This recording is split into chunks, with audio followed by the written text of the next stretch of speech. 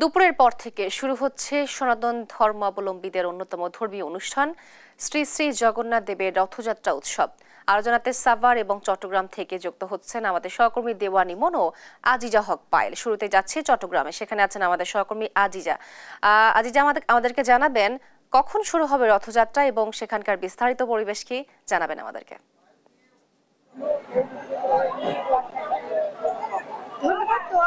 যেমনটি বলছিলেন, আজ হিন্দু ধর্মাবলম্বীদের অনুষ্ঠান, তাদের অনুষ্ঠান রথযাত্রা। আমরা দেখতে পাচ্ছি হাজার হাজার হয়েছেন কিছু তাদের এই রথযাত্রার আমাদের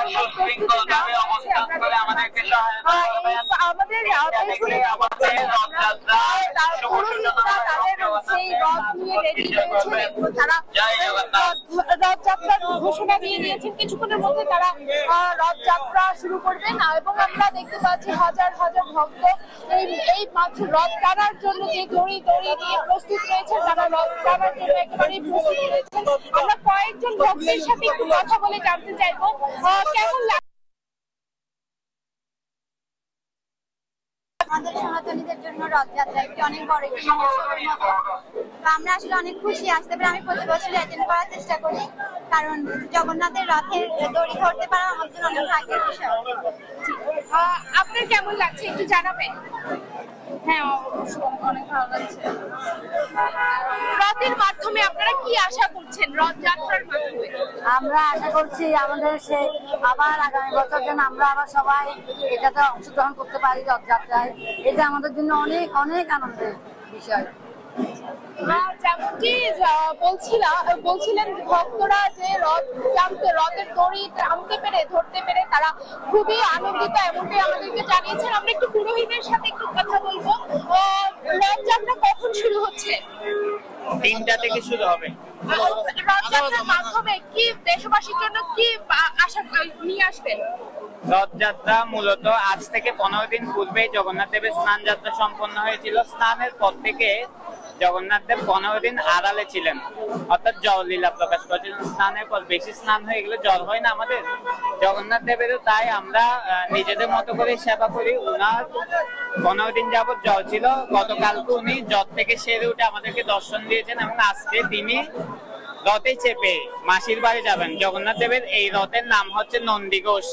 রথের কেউ যদি বলা হচ্ছে, শাস্ত্রে বলা হচ্ছে রথেই চ বামনং দৃষ্ট পুনর্জন্ম নবিদ্যতে, অর্থাৎ কেউ যদি রথগ্রাহী জগন্নাথ দেবকে পায়েল, আপনাকে ধন্যবাদ। আমি এই মুহূর্তে রয়েছি ধামরাই এবং আমার পেছনে দেখতে পাচ্ছেন যে 400 বছরের পুরনো যে যশোমাধবের রথ, সেই রথকে ঘিরে কিন্তু আজকে এখানে যত উৎসব দেখছেন, যেহেতু আজকে রথযাত্রা উৎসব, বিকেলেই কিন্তু সেই রথযাত্রা উৎসবটি উদ্বোধন করার কথা রয়েছে স্বরাষ্ট্র উপদেষ্টার। এবং আজকে সকাল থেকেই কিন্তু রথযাত্রা যে উৎসবের যে উৎসবটি সেটি কিন্তু শুরু হয়েছে এবং আমরা দেখছি যারা ভক্ত অনুরাগী রয়েছেন তারা কিন্তু আসছেন এই রথের এখানে এবং তারা কিন্তু এসে কিন্তু এখানে তাদের যে পূজা অর্চনা সেটি কিন্তু তারা চালিয়ে যাচ্ছেন। আমরা সকাল থেকে দেখছিলাম যে ভক্তরা কিন্তু এখানে কলা, চিনি সহ নানা তাদের যে ধর্মীয় যে সমস্ত বিধিবিধান অনুযায়ী যে সমস্ত জিনিসগুলো রয়েছে সেগুলোকে দিয়ে কিন্তু তারা কিন্তু তাদের এখানে যে পুজোর যে আনুষ্ঠানিকতা সেই কাজগুলো কিন্তু এখানে তারা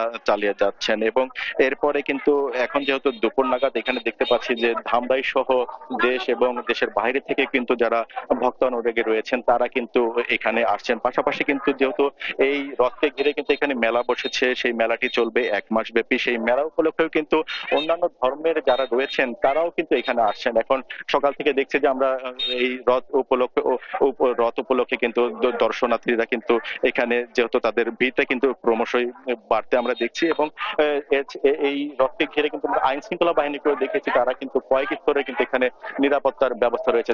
যেহেতু এখানে আজকের এই রথযাত্রাটি উদ্বোধন করবেন স্বরাষ্ট্র উপদেষ্টা, সেটি এবং রথটি যেন সুশৃঙ্খল ভাবে এখানে অনুষ্ঠিত হতে পারে সেই উপলক্ষে কিন্তু এখানে সব ধরনের প্রস্তুতি কিন্তু আইন শৃঙ্খলা বাহিনী দিয়েছে। পাশাপাশি কিন্তু আমরা বিএনপি নেতাকর্মীদেরও দেখেছি যে এখানে কিন্তু তারা অবস্থান করছেন এবং সুশৃঙ্খল ভাবে যেন এই রথটি অনুষ্ঠিত হতে পারে সেই ব্যাপারে কিন্তু তারা সহযোগিতা করে যাচ্ছেন। তো এই ছিল আমার কাছে ধামরাই থেকে রথযাত্রার সর্বশেষ খবর।